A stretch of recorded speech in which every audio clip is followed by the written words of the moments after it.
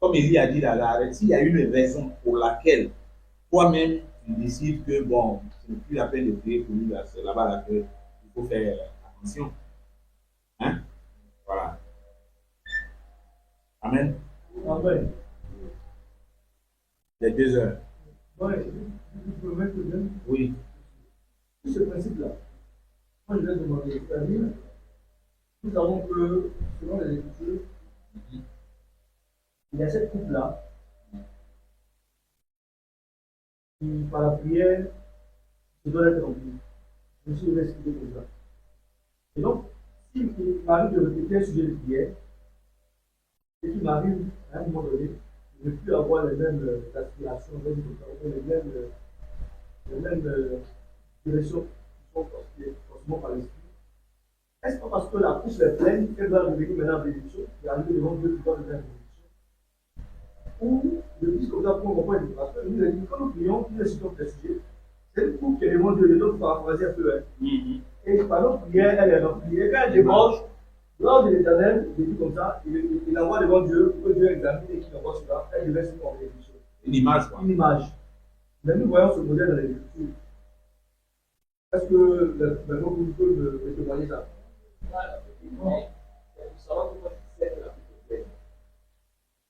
Non, mais c'est ce qu'il dit. Maintenant que Si ça quitte dans ton cœur là, certainement, peut-être parce que la coupe est pleine. maintenant, tu observes maintenant pour que la personne descende. Oui, ça. Par rapport à ça, il y a des accalés. Par rapport à la persévérance de Jésus. Quand tu dois prendre ça, je peux recevoir ça. Tu peux être demandé de nous par exemple, toute la sœur occupée. Il y a un seul qui est peut-être qui est bien joué à l'assemblée, qui est rentré dans la vie. Je m'appelle grâce m'a restauré, c'est les revenus. Il y a des aussi. Donc, pour répondre à la sœur à sa préoccupation, je dis que par rapport à ce qu'on ressent, c'est quoi ça la question? Ça peut venir de l'exaucement. C'est ça que tu veux. Voilà, de ce que la prière est envoyée au Seigneur, elle a été reçue, maintenant on observe maintenant du bas l'exaucement. Oui, on comprend. Mais elle, ce qu'elle dit là, elle-même là, elle ne sait pas comment c'est parti comme ça. Ça l'a échappé. Elle peut échapper. Donc, quand il s'attaque, bon, il n'est pas bien expliqué. Le fardeau n'est plus là. Les sentiments qu'elle avait conduit à se tenir devant Dieu ne sont plus là. Est-ce que c'est la question parce que aussi que le sujet a été reçu et que maintenant c'est plus que les sentiments là qui les communiquent, c'est l'esprit. Oui. Mais tu ne cherches pas. Même si tu es comme ça, certains comme du fois, ça commence à payer sur toi. Comment ça payer sur toi, tu ne comprends pas. C'est poussé par une préférence. Souvent tu cherches même d'autres choses, mais tu ne pas sur le fil. C'est constamment devant ça, puis en matin. C'est plus là. Peut-être que tu n'as pas la bonne compréhension de ce qui se passe. Est-ce pas parce que le sujet maintenant est atteint sa coupe est pleine, elle est parlée devant le Seigneur pour attendre que le délivre. Si c'est ça, c'est possible. Mais à ce moment, maintenant, elle a dit elle doit avoir le discernement. Regardez la vie du frère. Si les choses pour lesquelles elle a prié là sont en train de se manifester, c'est ça aussi le principe. Voilà, mais elle dit que oui, c'est possible. C'est les choses de l'esprit. Donc, on peut ne pas se rendre compte qu'il y a exaucement possible. Mais elle a dit que après, continuer de prier, peut-être par son raisonnement, par sa tête. Mais ça ne passe pas. Voilà, c'est possible qu'il y ait exaucement quelque part. C'est possible, c'est les choses de l'esprit. On ne peut pas avoir. C'est possible. Est-ce que c'est la première fois? Est-ce que ça doit prier pour les personnes avant d'aller personne? Je dis que tu dis pour être une personne. Tu dis qu'à un moment, tu n'as plus envie de prier, tu n'as plus envie de prier. Est-ce que c'est la seule personne qui a prié depuis que tu es ici? Tu dis pour d'autres personnes, non. Qu'est-ce qui se passe? Est-ce que tu continues de prier pour nous de ces personnes? Comment ça se fait? Comment c'est la réalité? Regarde, tu dis que tu as prié pour une personne. Et puis, arrivé un moment, tu n'as plus cette envie de prier. Mais la personne, elle n'est pas la première personne pour laquelle tu pries. Toi, tu comprends? Avant elle, là, tu as prié pour les hommes. Donc, avant la personne, tu as prié. Essaye de poursuivre. Non, c'est de qu'elle va comprendre. Je veux dire, si normalement tu pries pour des gens, c'est que ce n'est pas la première personne qui a été priée. Si aujourd'hui tu as amené des prières pour la personne, et les personnes pour lesquelles tu as prié avant cette personne-là, tu peux toujours les prier pour cette personne-là. Pas forcément. C'est pas mal. Non, je veux me faire comprendre toi, mais est-ce que les personnes pour lesquelles tu as prié, moi je vais faire clair de l'esprit aussi. Si j'ai parlé dans le cœur, elle aussi parle de tout cela, et après ça, je vais tout ça. Puis que le gars a dit qu'on doit prier avec le cœur, c'est ce que pourquoi je vais prier ma tête, parce que je ne veux plus se parler là. Est-ce qu'il va continuer à prier cette personne? Est-ce qu'il va arrêter? Dans ce cas, comment il doit le faire? C'est ça que je veux dire. Alors, comme tu as cité ce que j'avais dit tout à l'heure là, je précise que prier avec le cœur là, que je disais que ton cœur et ta bouche soient d'accord. Quand tu adresses une prière à Dieu, c'était pour dire que il ne faut pas avoir, surtout quand tu pries pour quelqu'un, il ne faut pas avoir une disposition dans ton cœur à l'égard de cette personne qui est différente de ce qui sort de ta bouche.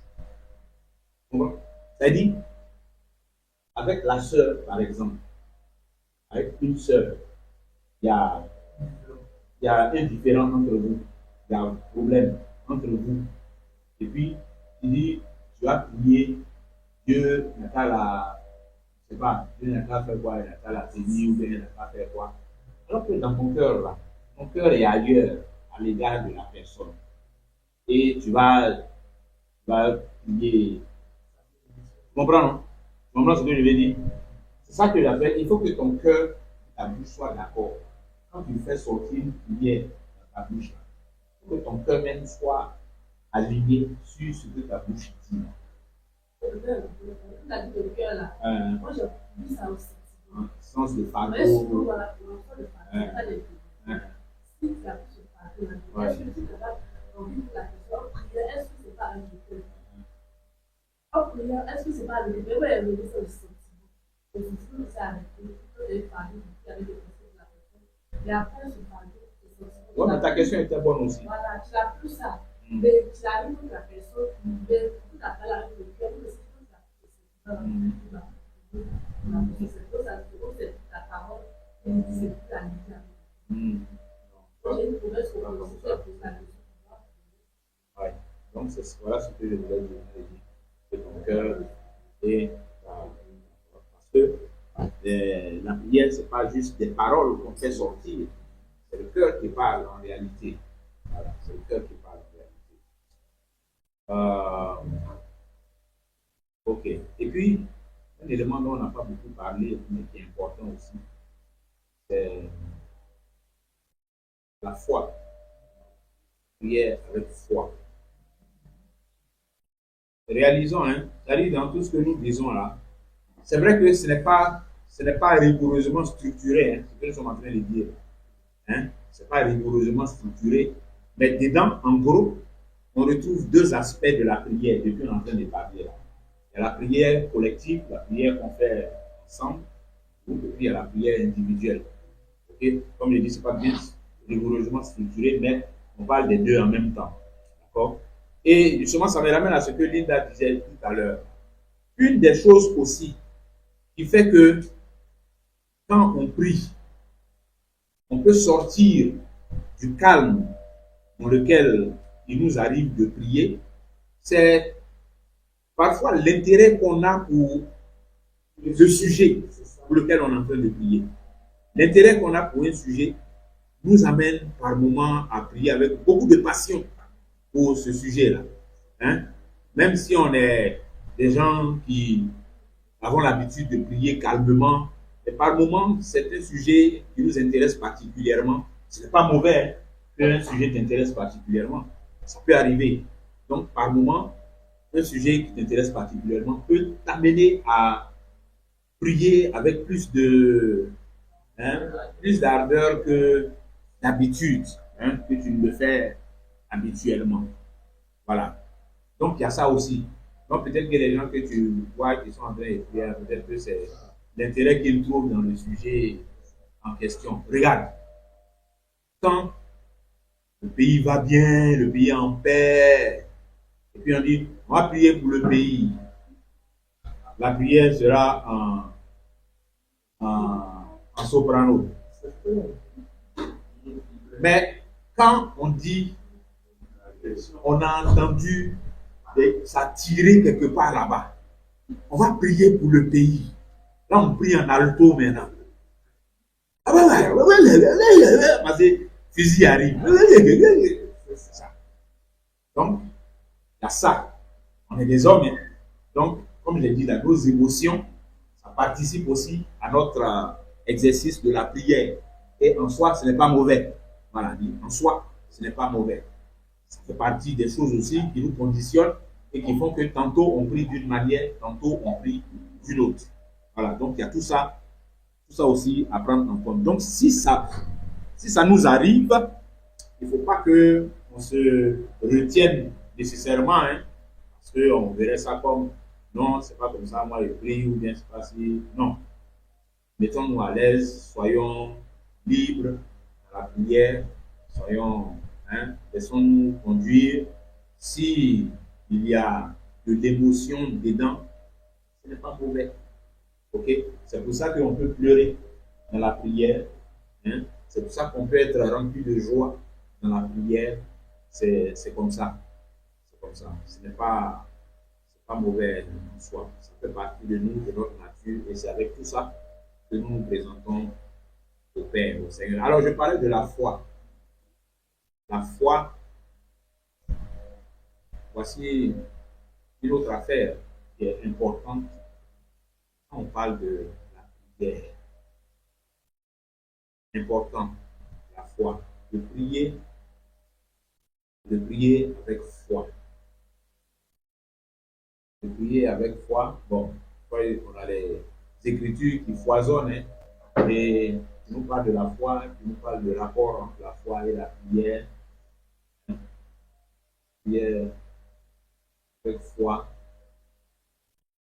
Ça aussi, ça fait partie des choses dans lesquelles on doit s'exercer.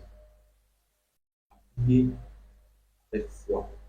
Et quand on s'exerce à prier avec foi, on sort des prières qu'on fait pour la forme.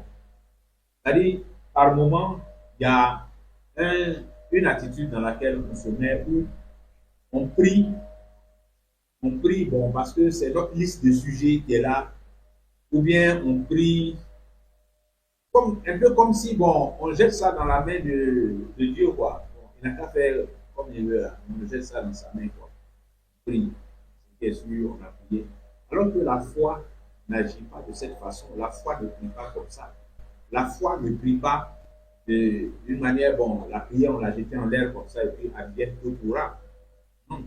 La foi est une disposition d'esprit par laquelle, quand on présente quelque chose à Dieu, mais on est dans la disposition d'attendre, de recevoir la chose pour laquelle on s'adresse à Dieu, la chose pour laquelle on prie, la chose qu'on présente à Dieu. On est dans les dispositions de s'attendre à recevoir ça, recevoir cette chose-là. Donc, comme je dis, ça fait partie des choses dans lesquelles il faut s'exercer. S'exercer à prier avec foi. Il faut prendre l'habitude de prier avec foi. Et donc, la prière avec foi est une prière, j'ai envie de dire, une prière consciente. C'est-à-dire, on est conscient de ce qu'on est en train de demander à Dieu. Et quand on le demande à Dieu, on le demande avec intérêt. Et avec intérêt, c'est-à-dire, ça nous intéresse.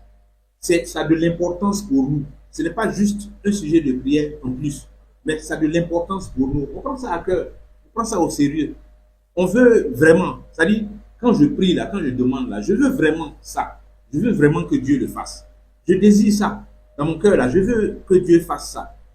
Donc, ce n'est pas juste une prière qui se limite à la formulation qui va sortir de ma bouche. Mais c'est une chose que je veux voir s'accomplir. C'est quelque chose que je veux voir s'accomplir. Qu'il s'agisse d'une requête que j'adresse à Dieu en faveur de quelqu'un, ou bien pour moi-même, ou bien pour une situation, je désire ça dans mon cœur. Je veux que ça s'accomplisse. Je veux voir ça. Je veux voir la manifestation de ça, la réalisation de ça.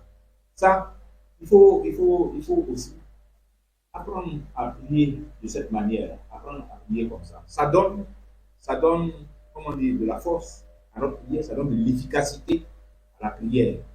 Alors, c'est intéressant ça. Quand les Écritures disent que la prière fait vraiment du juste, ça nous donne d'efficacité. Ça nous dit que dans la prière, là, il y a efficacité et puis il y a inefficacité. C'est-à-dire, une prière peut être inefficace, notamment si elle est faite sans foi.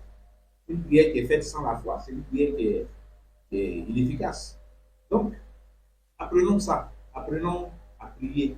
À prier, quelle que soit la chose. C'est-à-dire qu'il ne faut pas qu'il y ait des prières pour lesquelles on estime qu'il faut avoir la foi et puis d'autres prières pour lesquelles, bon, ça, c'est des prières comme ça, on fait quand même. Non. Chaque prière que nous adressons à Dieu doit être une prière accompagnée de foi. Chaque prière, même si c'est pour une petite chose même si c'est pour une chose qui nous semble banale même, chaque prière que nous adressons à Dieu doit être une prière qui est accompagnée par la foi, par des dispositions de foi dans lesquelles on se prépare à recevoir, enfin, on est disposé dans le cœur, dans l'esprit, à voir l'accomplissement et la réalisation de la chose pour laquelle on prie. Amen. Amen. Mon frère, tu veux nous dire quelques paroles? L'homme de fer qui est connecté ici. Juste vous saluer. Voilà. Et puis, je te dis merci aussi pour déjà ce dernier point que tu touches par rapport à la foi. Voilà, à la foi qu'il faut mettre dans chaque prière. Je veux dire que c'est quelque chose que je reçois particulièrement pour moi-même parce que la tendance à faire ce que tu viens de dire là, pour certaines prières, un peu jeter ça comme bon, voilà, que Dieu regarde un peu ce qu'il va en faire. C'est quelque chose qui m'arrive, ça nous arrive tous. Je pense qu'on doit veiller toujours à ça. Sinon, voilà, il y a des prières dans lesquelles, bon, tout à l'heure, on va dire prions pour tel sujet.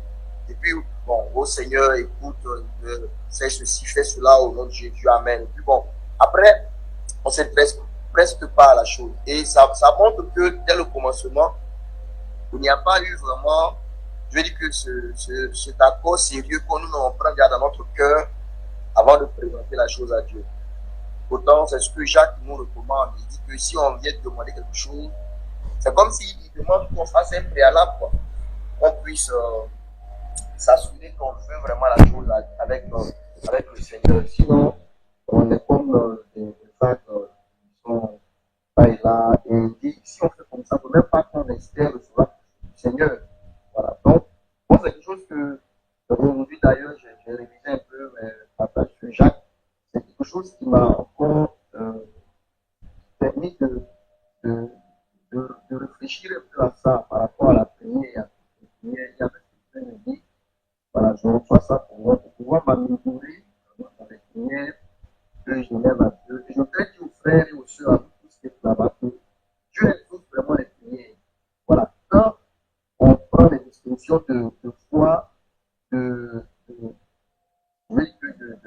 vérité, d'honnêteté, de droiture, et puis de persévérance aussi, comme vous en avez parlé, Dieu exauce les prières. Ça peut prendre du temps ou moins de temps.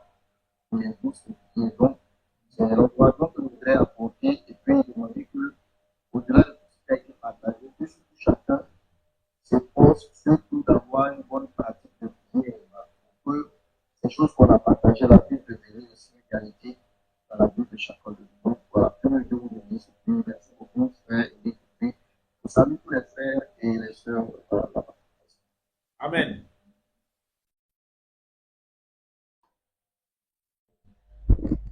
Voilà, merci. J'ai une question. Oui, oui. Dans la parole, que celui qui veut s'approcher du Dieu doit croire que Dieu existe. et qu'il est l'éliminateur de ce qu'il cherche.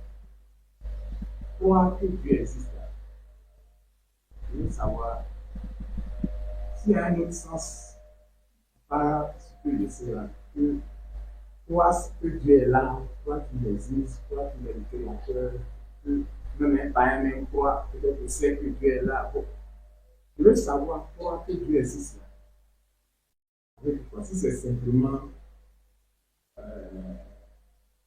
toi qui es là, c'est la toute explication. Je veux savoir. Parce que je me dis que celui qui veut s'approcher de Dieu, qui veut prier, il sait qu'il est là. Voilà. Moi, il sait qu'il est là. Maintenant, il dit ça, il veut savoir. Bon, je veux savoir ce que ça veut dire. Bon, disons, il sait qu'il est là, là. C'est pas savoir, peut-être que m'a dit qu'il est là, mais il croit vraiment qu'il est là. Il croit que Dieu est là. C'est ça. Hein? Vous avez des versets. Ah, de Hébreu là. Oui. J'ai dit, or, sans la foi, il est difficile de lui être agréable. Car il faut que lui s'approche de Dieu, croit que Dieu est et il est le libérateur. Amen. D'accord. Il y a une main levée ici. Ouais, homme frère. Oh, oui, par rapport à la question du frère Élie, je ne sais pas si tout le monde peut entendre les mains. Je vais dire un peu, tu pourras peut-être me faire Si, le on relais. t'entend. Ok, voilà. En fait, le texte dit plus clairement que celui qui s'approche de Dieu, qu'il puisse croire que Dieu est. En fait, la bonne traduction, c'est croire que Dieu est. Voilà. Bon, mais les gens ont plus ou moins, c'est un peu ce que tu disais de la question de traduction, que ton exemple peut-être intéressant avec sa vie. Voilà. Donc, bon, c'est quand on se dit, mais croire qu'il est. Chez nous, en français, c'est un peu bizarre. Donc, ils ont plutôt dit croire que Dieu existe. Voilà. Et naturellement, ça peut poser problème. C'est peut-être qu'on va avoir l'impression que, mais comment quelqu'un peut prier, il ne va pas croire que Dieu existe.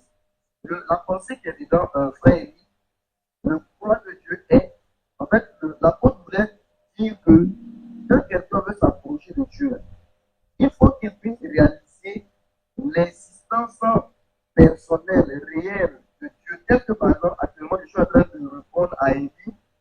J'ai la pleine certitude que je ne suis pas en train de parler en l'air à quelqu'un qui est un peu comme que Dieu souvent il finit par devenir un peu comme une sorte de conception religieuse de quelque chose qui est quelque part. Voilà. Et l'apôtre veut qu'on puisse réaliser que Dieu, il est tout comme toi et lui. Voilà, c'est de réaliser son existence personnelle et lui parler comme dans celui qui rémunère ou bien qui récompense celui dont il cherche. Il voulait surtout insister sur le fait que moi qui veux m'approcher de Dieu, que je puisse réaliser qu'il existe, en fait, qu'il a une existence personnelle, tout comme moi-même, ou encore mieux que moi-même, et qu'ainsi cela puisse susciter dans mon cœur non seulement la foi, mais le sérieux avec lequel on s'approche d'une personne réelle, voilà, et ne pas simplement venir à lui un peu dans la conception de Dieu, mais un peu comme une sorte je ne sais pas si c'est des choses quelque part, ou bien d'un système, voilà, la divinité, qui est un peu comme quelque chose de tellement, je dirais peut-être coupé de l'homme que bon, on a l'impression que, voilà, c'est pas un être personnel, voilà. Donc, c'est ce que je voudrais dire, c'est la réalisation de l'existence personnelle, de l'être personnel, de la réalité de cet être-là. C'est surtout ça que l'apôtre veut que ça soit dans mon cœur pendant que je m'approche de lui. Et d'ailleurs, ça rejoint ce que Eric a dit, parce que j'ai aussi vu que même les prières qu'on balance un peu comme ça, là, ce sont les prières dans lesquelles la réalisation de l'existence personnelle, l'existence propre de Dieu, là, souvent ce n'est pas trop une chose qui est vraiment établie au-dedans de nous. Parce que par exemple, chacun de nous ici, même devant notre frère Eric qui est là, à cause de ce que nous savons de lui, que nous croyons de lui, par exemple, on ne peut pas lui dire des paroles qui ne nous Ça veut dire que qu'on ne le considère pas. On ne peut pas tout à l'heure, par exemple, voir Eric, et puis lui dire tout, n'importe quoi, les choses qu'on pense, qu'on ne pense pas, aller on balance tout comme si il est quelqu'un qui, voilà, ça veut dire qu'on lui dit tout ce qui nous passe par la tête. Non, on va calculer. Non, mais il y a des choses, on trouve que ça, c'est pas bon de dire à Eric. Mais c'est parce que on le connaît comme existant, comme réel, on connaît sa personne, on le respecte. Et c'est pour ça qu'on lui présente des choses qui sont, quand même, épurées, qui sont calculées, qui sont quand même sérieuses. Et je pense que c'est la pensée donc de l'apôtre par rapport à ça. Pour ne pas s'approcher de Dieu, un peu comme une sorte de chose, quelque chose qui est un peu éloigné là-bas. Bon, voilà, on parle de qui peut prendre la cape, qui ne peut pas prendre la canne ici. Voilà, c'est surtout la pensée que je voudrais partager. Merci, frère. Amen. Autre chose sur la prière, quelque chose de pratique aussi, c'est, alors en même temps, vous voyez, comme le frère a dit là, on parle de choses qui en réalité ne sont pas nouvelles. D'accord? Ce ne sont pas des choses qui sont nouvelles, mais c'est une occasion pour nous de nous améliorer. De nous améliorer à partir de tout ce qu'on entend là. On s'applique ces choses-là pour nous améliorer dans notre pratique de la prière. Quand on parle de la foi, il faut prier avec foi. Mais on développe, vous savez, dans la foulée, on développe des habitudes qui font que, bon, finalement, on se trouve en train de faire certaines choses qui ne sont pas tout à fait des bonnes choses telles qu'on les faisait il y a un moment. Mais bon, on a basculé progressivement dans quelques petits travers là. Mais des moments comme celui-ci sont intéressants parce que ça nous permet de réviser tout ça et puis d'améliorer les choses dans lesquelles on a besoin d'être amélioré en ce qui concerne la prière dont nous sommes en train de parler là. Donc, mettre de la foi dans la prière, c'est une chose normale. Il faut qu'on puisse appliquer à ça. Prier avec son cœur, prier sans chercher à impressionner qui que ce soit, prier de façon naturelle, de façon simple, prier et puis se laisser conduire par l'esprit, se laisser, on va dire quoi, approfondir, développer dans une vie de prière qui est authentique et qui n'est pas faite de choses mécaniques, machinales, chronométrées, etc. Donc toutes ces choses-là, ce sont des choses dans lesquelles il faut qu'on apprenne à s'améliorer. Et justement, pour s'améliorer, ça veut dire, à un moment donné, Évodie peut se rendre compte que, la prière là, on dirait, elle est en train de s'essouffler un peu. Parce que, alors, voilà un peu de réflexion. Quelles sont les choses qui peuvent nous amener à être un peu essoufflés dans la prière? Une essoufflée là, tu comprends? Bon, qu'est-ce qui peut faire qu'on s'éteint dans la prière? Là, je comprends. Donc, qu'est-ce qui fait qu'on prie de moins en moins? Ok. Donc, qu'est-ce qui peut faire qu'on va prier de moins en moins? Oui. La distraction. La distraction. Concrètement, qu'est-ce qui peut nous distraire? Voilà, les réseaux sociaux. Oh oui. Notamment TikTok. Les occupations. Là, on va pas tout dire. Oui. La monotonie, c'est-à-dire.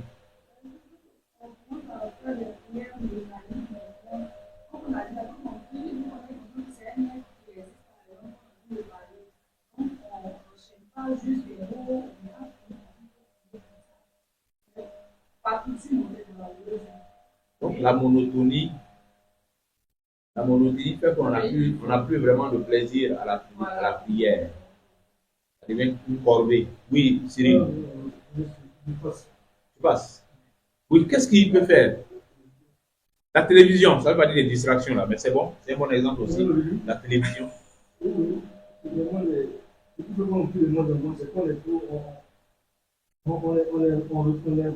revient sur nous-mêmes. Les soucis de la vie. Comment? Les soucis de la vie. Ah, les soucis de la vie. Les soucis de la vie, c'est le problème, quoi. Oui. Qu'est-ce que vous voulez me dire? C'est-à-dire, le fait qu'il commence à gagner ses problèmes, il n'est plus. Oui, malheureusement, c'est vrai. Hein? C'est paradoxal même. Parce qu'en principe, les soucis devaient t'amener à prier. Mais les soucis peuvent détourner quelqu'un même de la prière. Bon, alors son exemple, on va approfondir ça un peu. Est-ce que ce sont les soucis en eux-mêmes